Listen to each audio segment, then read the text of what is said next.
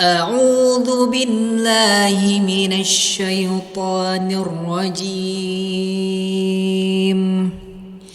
بسم الله الرحمن الرحيم.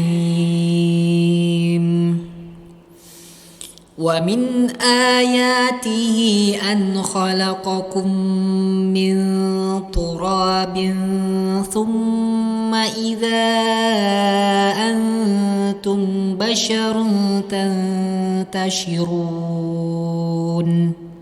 ومن آياته أن خلق لكم من أنفسكم أزواجا لتسكنوا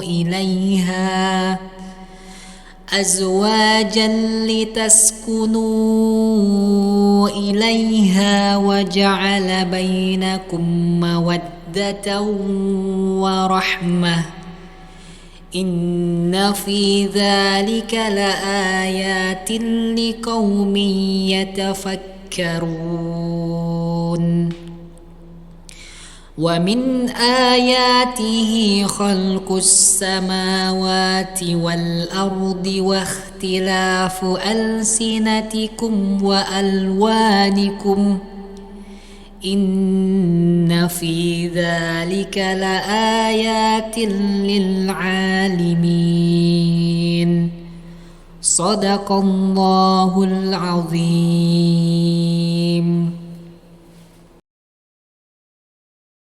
Bismillahirrahmanirrahim. Assalamualaikum warahmatullahi wabarakatuh. Alhamdulillahirabbil alamin. Wassalatu wassalamu ala asrafil anbiya'i wal mursalin wa ala alihi wa sahbihi rasulillah ajmain. Allahumma shalli ala sayyidina Muhammad wa ala ali sayyidina Muhammad. Pertama dan utama, marilah kita mengucapkan puji syukur kita kepada Allah Subhanahu wa taala sehingga pada kesempatan hari ini kita diberikan nikmat kesehatan, nikmat iman, nikmat rezeki. Semoga dalam kondisi Ramadan ini kita mendapatkan keberkahan dari Allah Subhanahu wa taala. Salawat dan salam marilah kita sampaikan kepada Nabi besar Muhammad sallallahu alaihi wasallam. Allahumma shalli ala sayyidina Muhammad wa ala ali sayyidina Muhammad. Baiklah, pemirsa, dalam kesempatan hari ini tema kultum kita yaitu tentang rumahmu dan surgamu. Hingga saat ini sering timbul bagaimana sebenarnya konsep rumah Islami yang tepat dan sesuai dengan syariat Islam. Dan justru kadang timbul juga pertanyaan, apakah kubah, menara dan mihrab adalah harus pada bangunan masjid? Jawabannya tentu tidak. Dan juga apakah rumah yang Islami itu harus ada kaligrafi dan bentuk-bentuk cekungan seperti kubah yang berbau arsitektur Timur Tengah? Jawabannya tidak. Apakah WC dan tempat wudhu yang standar sekarang ini sudah Islami? Jawaban juga tidak. Saat ini banyak kita lihat dan kita tonton di televisi-televisi seperti ada rumah idaman, rumah impian, rumah sehat, tapi belum pernah mendapatkan informasi tentang rumah Islami. Karena kita harus yakin dalam membangun rumah, Islam juga mengajarkan bagaimana seharusnya membangun rumah yang sesuai dengan syariat. Misalnya ketika membangun kamar mandi yang posisinya membuang hajat tidak boleh membelakangi atau menghadap kiblat. Sesuai dengan hadis riwayat Muslim yang berbunyi, jika kamu jongkok untuk melakukan hajat, maka janganlah menghadap dan membelakangi arah kiblat. Di Bali saja, ya, dalam membangun rumah mempunyai aturan baku yang jelas tentang susunan, tata ruang rumah, serta keseimbangan bangunan yang lingkungan. Pasti Islam lebih dari itu tentang ketentuannya. Oleh karena itu, perlu kiranya kita mampu membuat dan menyampaikan pedoman atau konsep tentang bagaimana sebaiknya seorang muslim membangun rumah yang memenuhi ketentuan syariat Islam. Bagi setiap muslim, rumah yang Islami tentu menjadi idaman. Namun, tidak semua bisa memahami apa sebenarnya yang disebut rumah Islami itu. Sehingga banyak yang salah kaprah menerjemahkan konsep rumah Islami itu. Secara tepat sesungguhnya rumah yang Islami bukanlah rumah yang didesain arsitekturnya seperti masjid atau rumah yang di dalamnya penuh dengan ornamen-ornamen Islam seperti kaligrafi dan lain-lain. Sesungguhnya ilmu arsitek rumah tinggal adalah ilmu yang Islami. Karena pola yang diterapkan sudah demikian islami. Ada pengaturan tata letak ruang yang memisahkan antara daerah publik, privat, dan servis. Hal inilah yang memperkuat pedoman yang islami sekali. Karena rumah tinggal tak lepas dari penjagaan aurat keluarga, privasi pembantu, keamanan rumah, dan kenyamanan rumah. Padahal literatur yang bisa kita pakai literatur yang biasa kita pakai adalah dari barat. Mulai dari buku Time Saver hingga arsitek data. Dan hingga saat ini memang belum banyak digali tentang literatur Islam terkait dengan konsep arsitektur Islami ini. Karena memang sekolah umum dan bukan sekolah agama. Pemirsa yang dirahmati oleh Allah Subhanahu wa taala, jadi arsitek Islam jelas bukan isapan jempol belaka. Karena setiap rumah yang benar dan tepat mengikuti pola habitat manusia penghuni yang notabene adalah muslim. Lahirlah ia sebagai rumah yang islami. Di sini peran seorang engineer muslim dalam mewujudkan keinginan sang klien yang muslim. Karena ketika kliennya muslim yang baik, ia tentu tak ingin aurat keluarganya terlihat dari luar atau nampak saat ada tamu berkunjung. Rumah yang islami adalah rumah yang efisien, bisa untuk sarana zikir kepada Allah dan mengingat akan kematian, serta tidak dibuat-buat. Rumah yang islami itu bukan menghadap kiblat atau yang WC-nya tidak menghadap kiblat, namun rumah yang islami adalah rumah yang dibuat dan tidak dibuat-buat. Selain itu juga rumah yang islami adalah rumah yang memungkinkan penghuninya untuk bersilaturahmi dan berinteraksi. Sementara itu, privasi masing-masing orang juga bisa terjaga di dalamnya. Kalau kriteria-kriteria tersebut terpenuhi, baru menjadi tugas engineer untuk mewujudkan itu dalam desainnya. Namun, tidak semua orang bisa memahami hal ini. Bahkan para pemilik rumah seringkali tidak mau kalah rumahnya tidak dibuat-buat. Mereka ingin agar rumahnya terkesan mewah dan megah. Kebanyakan orang sekarang justru ingin rumahnya tertutup dari lingkungan luar dan para tetangga. Mereka membangun rumah yang tinggi-tinggi, kecenderungannya sekarang kita memang menjadi semakin individualis. Masyarakat sekarang juga lebih suka mendesain tata letak ruang di mana orang tua tidur di atas, sedangkan anak-anak tidur lantai bawah. Ini menyebabkan anak-anak dan orang tua tidak bisa bersilaturahmi dan berinteraksi dengan baik. Desain rumah yang islami terdapat zona-zona di mana privasi masing-masing penghuni terjaga atau tidak terganggu. Rumah yang islami juga rumah yang bisa sebagai tempat kumpul seluruh anggota keluarga atau penghuninya. Namun, yang lebih penting rumah islami adalah rumah yang tidak menutup diri dari dunia luar, tapi tetap memungkinkan interaksi dan hubungan sosial dengan lingkungan sekitar dan para tetangga bisa berlangsung dengan baik.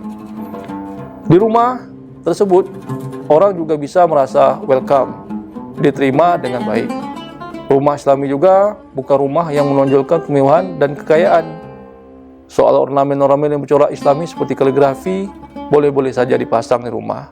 Tapi yang harus dijadikan pedoman adalah pemasangannya harus tepat pada sasaran ruang. Lalu apa yang harus kita lakukan untuk merancang rumah tinggal islami? Dalam menciptakan rumah yang islami, pertama-tama kita harus kelompokkan 3 fungsi zoning plan. Area privat terdiri dari ruang tidur utama dan anak, ruang makan, pantry atau dapur bersih, ruang keluarga, WC, dalam dan teras keluarga. Lalu area servis yang terdiri dari dapur, ruang pelayan, WC, cuci, ruang cuci jemur, ruang setrika dan garasi. Kemudian zoning yang terakhir adalah public area yang terdiri dari ruang tamu dan teras tamu atau teras depan.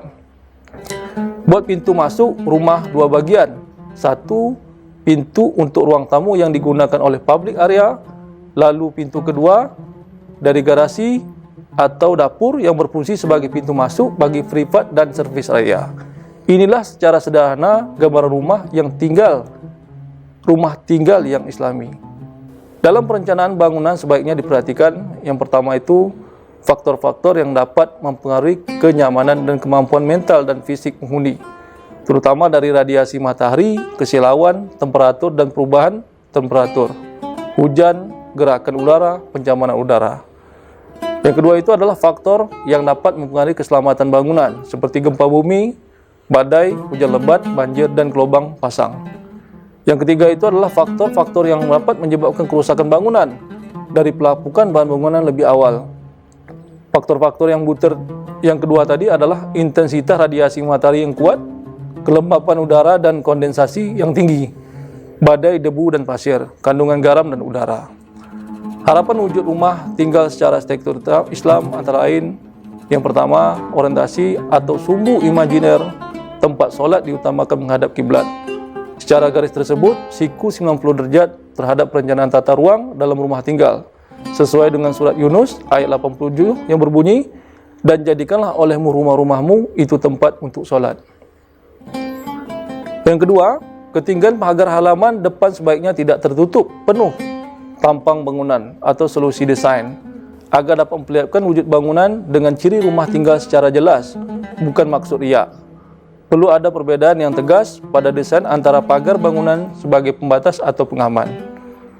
Yang ketiga, secara ideal luas bangunan berkisar antara 40% sampai 60% dari luas lahan dengan ketentuan ada sempadan depan dan belakang dengan halaman.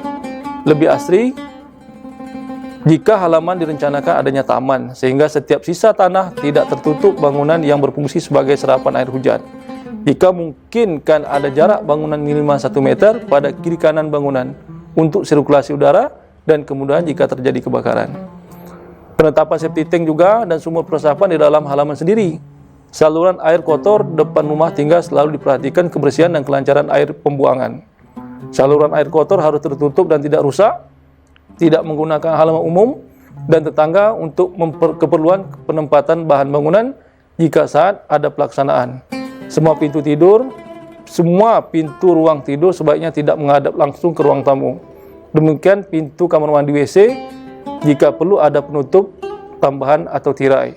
Sesuai dengan hadis riwayat Abu Daud dari Abu Hurairah radhiyallahu an berkata, Nabi Muhammad SAW bersabda, barang siapa melaksanakan hajatnya, maka hendaklah bertutup-tutup. Penerangan ruang dalam sebaiknya lebih banyak sinar alami. Jika ada penerangan buatan secukupnya, penempatan jendela dan lubang sirkulasi disesuaikan dengan luas ruang yang dipakai. Sebaiknya ada sirkulasi udara sebagai pergantian udara sekaligus untuk mengeringkan ruang yang lembab. Tata ruang dalam rumah tinggal sangat terkait dengan karakter si pemilik, sehingga pilihan perabot tidak semudah dipilih berdasar selera hasil desain produk, walaupun mereka terkenal dan mampu membeli. Pemasangan aksesori gambar sebagai pelengkap ruang sebaiknya dengan kaligrafi untuk menampilkan ciri sebagai orang Islam. Jika dipilih gambar pemandangan agar suasana lebih sejuk. Nabi Muhammad SAW telah datang malaikat kepadaku, tadi malam aku datang kepadamu, tetapi aku terhalang untuk masuk kerana di pintu rumahmu ada gorden bergambar patung-patung, di dalam rumah ada anjing. Hadis riwayat Bukhari dan Muslim. Setiap mengawali pada semua aktivitas hendaknya melakukan doa dan digunakan untuk solat berjamaah keluarga. Selain segi bangunan yang perlu kita desain secara alami, namun haruslah dipahami bahawa baiti jannati tidak dapat terwujud begitu saja tanpa adanya usaha. Usaha untuk mewujudkan pun bisa jadi merupakan usaha yang luar biasa dan membutuhkan banyak energi yang menguras pikiran. Usaha ini haruslah berasal dari kedua belah pihak, yaitu suami dan istri. Mustahil akan terwujud baiti jannati jika hanya satu pihak berusaha. Kedua belah pihak, baik suami dan istri, harus berusaha, bahkan berjuang sungguh-sungguh, yang bisa jadi membutuhkan banyak pengorbanan. Rumah adalah malaikat, rumah adalah nikmat. Allah SWT berfirman, dan sesungguhnya Allah menjadikan bagimu rumah-rumahmu sebagai tempat tinggal. Quran Surah An-Nahl ayat 80. Ibnu Katsir radhiyallahu an berkata, Allah SWT menyebutkan kesempurnaan nikmatnya atas hambanya dengan apa yang dia jadikan sebagai rumah-rumah yang merupakan tempat tinggal mereka. Mereka kembali kepadanya, berlindung dan memanfaatkannya dengan berbagai macam manfaat.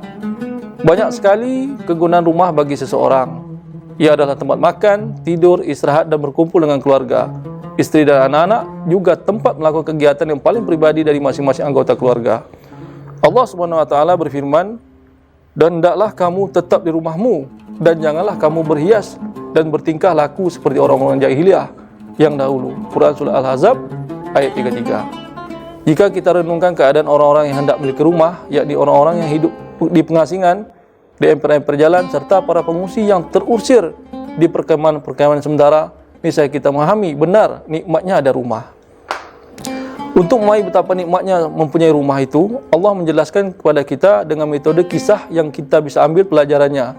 Ketika Allah menyiksa orang-orang Yahudi dari Bani Nadir, Allah mengambil dari mereka nikmat rumah ini. Allah mengusir mereka dari kampung halaman mereka.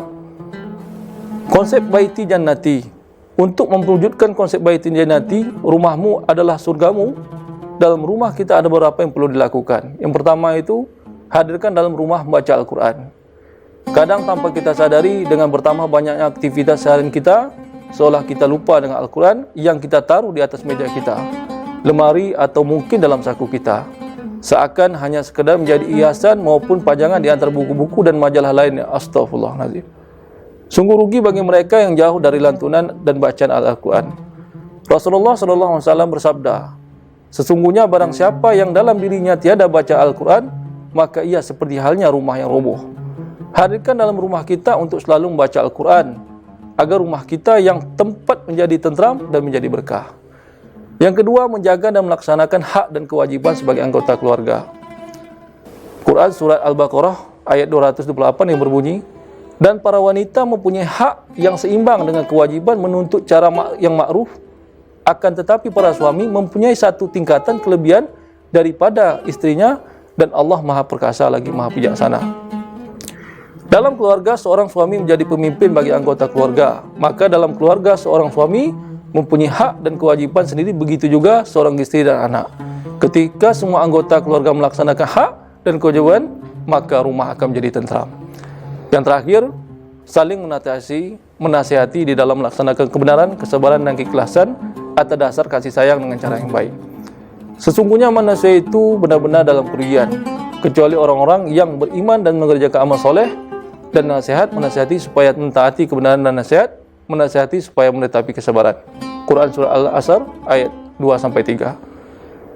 Keempat, seluruh anggota keluarga yang meliputi suami, istri, anak-anak dan anggota lainnya harus saling berlomba-lomba dalam kebaikan untuk mewujudkan surga dunia dan akhirat. Semoga kita bisa menselaraskan dalam memilih dan membangun rumah secara konsep Islami, bukan sekedar di konsep bangunan saja, akan tetapi membina konsep rumah baiti jannati. Semoga bermanfaat. Assalamualaikum warahmatullahi wabarakatuh. Selamat menjalankan ibadah puasa 1441 Hijriah.